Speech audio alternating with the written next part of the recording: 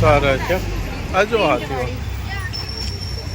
હાથીનું design વાળું સારું છે પર્સ તમારું અહીંયા લાઈનમાં જ મળી જશે અહીંયા મળી જશે તમારા પર્સ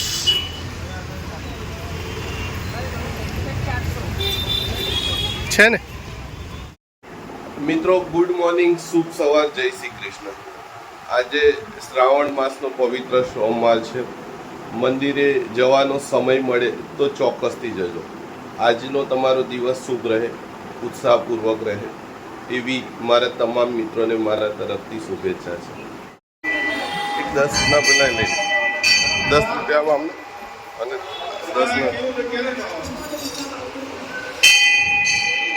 લઈ ચાલો મંદિરે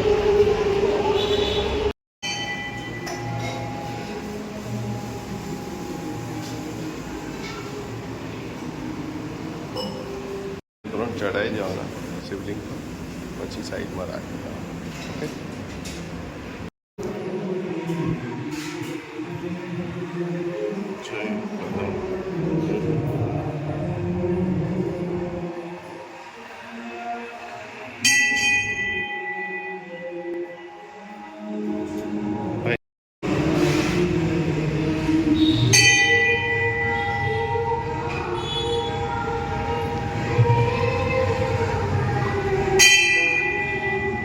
ઓકે આઈ માહિર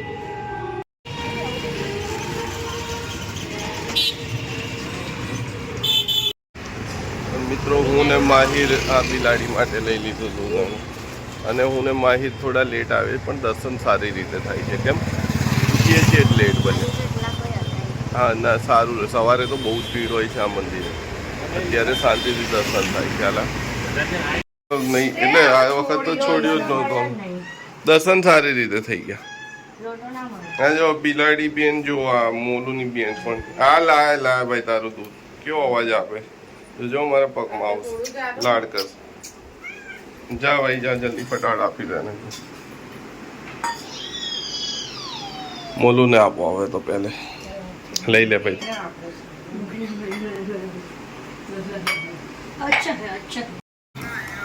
તો મિત્રો મોર્નિંગ બ્રેકફાસ્ટમાં આજે છે મારું અને માહિરના માટે બંને માટે દૂધ અને કેળા અને આ જો આ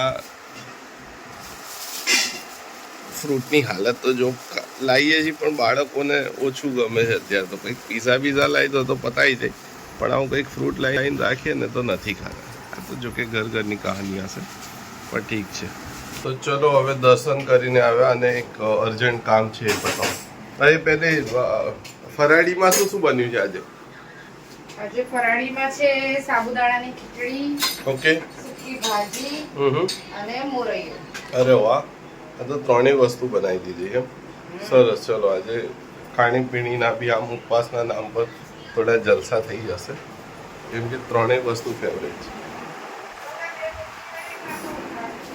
છે એટલી સાબુદાણાની ખીચડી અને સૂકી ભાજી મજા આવે એમ પેલા એમાં થોડું પણ એ થોડું એનર્જેટિક હોય છે મોરૈયાની જે ખીચડી જે કહેવાય એ થોડું એનર્જેટિક હોય છે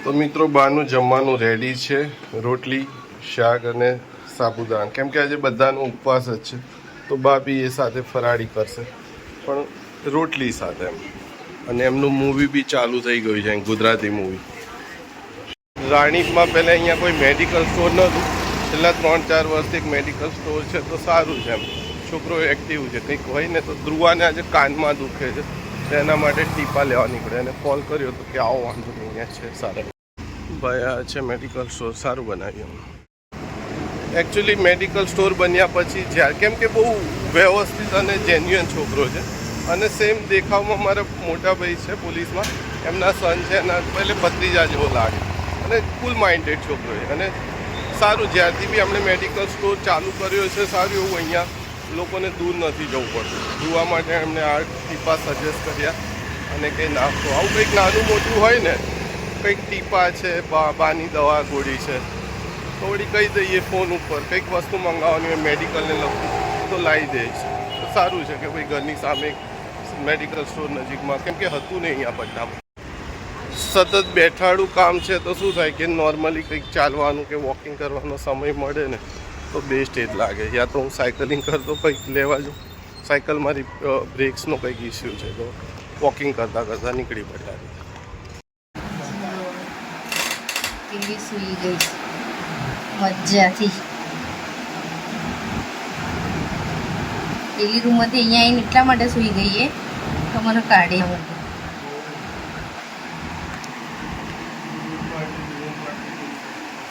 અરે યાર પણ કેટલી વાર રાખવાના? આમ કદાચ રેગ્યુલર ડેમાં ભૂખ લાગે કે ના લાગે, પણ ઉપવાસના દિવસે ઉપવાસના નામથી ભૂખ ચોક્કસથી લાગી જાય છે.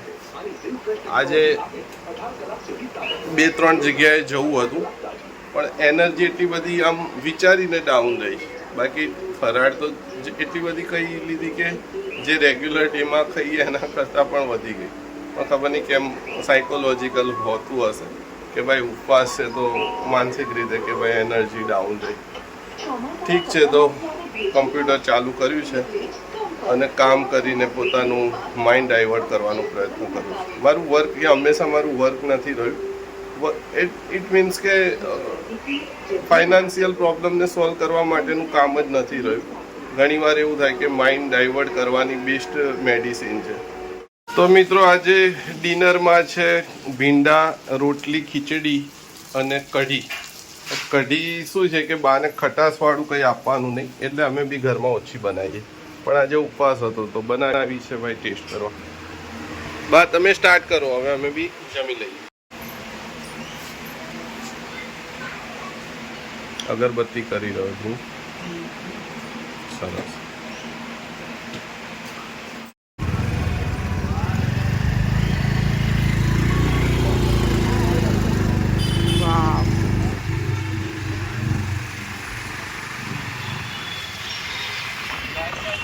પેલી સાડી માટે અહીંયા આવે ને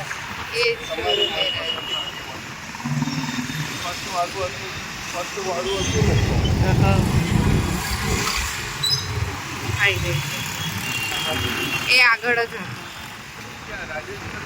ના એની લાઈનમાં જ હતું પેલી બાજુ. રાજેશ્વરીમાં તો આવેલા પણ પછી નથી ગમે, બહુ પેલી એ હતી.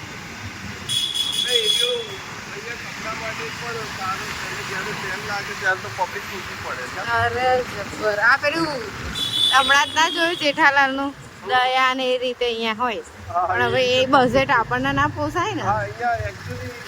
મોટા લોકોને પોસાય એ બજેટ. બંધ કરી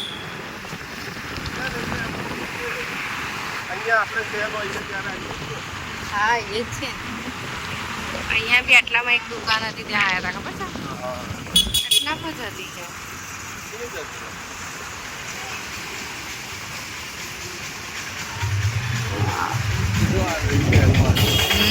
3500 3000. વાવ, પેલું પિંક વાળું 3000.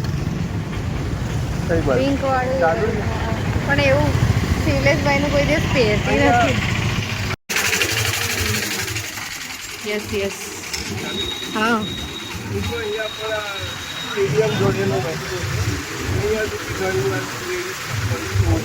યાર ધ્રુવાના કે અહીંયા આવી જો કેટલા સરસ સરસ છે. પણ અહીંયા એક વાર તો નજર મરાય ને યાર. એવું થોડી છે કે હર વખતે આપણે મોલમાં જઈએ. જો બહુ સરસ સરસ brown colour, white colour. Company કઈ કંપની?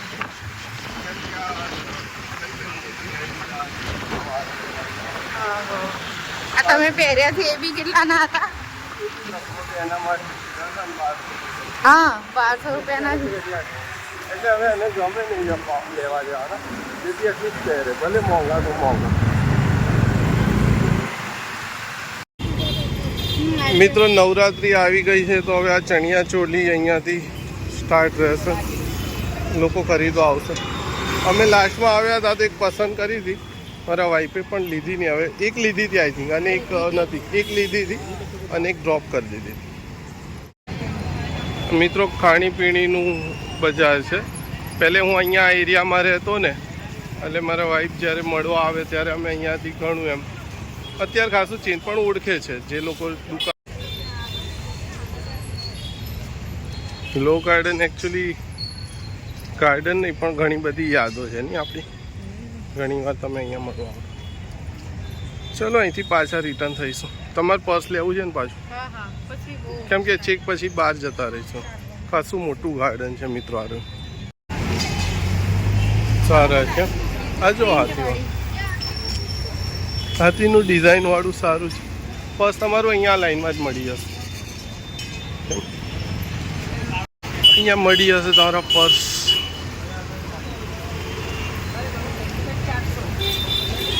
છે ને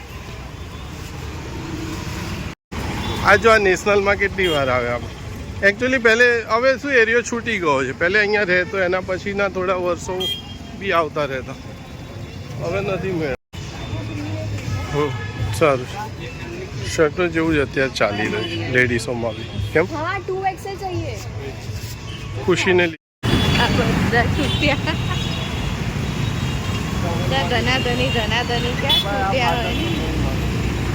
અહીંથી પહેલે લો ગાર્ડન જતો ને આ ગાર્ડન બહુ વાર લાગે અને આ જગ્યા અહીંયા સુધી ચાલતા જ જાઓ.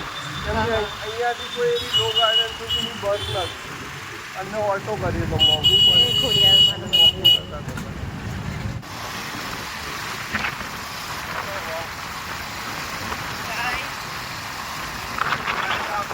લેવા માટે પણ બસ કોઈ પસંદ જ ના કરે તો લો ભાઈ આવી ગયા અમે અમારા વિસ્તારમાં. નાની લોકો અહીંયા જ આવે છે ને બેસીએ તો અહીંયા હે ને. સિંહ હમણાં જ આવ્યા ને અમે તમને જોયા બધાને. ક્યાં ક્યાં નાની લોકો છે? અહીંયા પાછળ બી હતી દુકાન. આ બાજુ બી છે. સારું અહીંયાથી લેતો.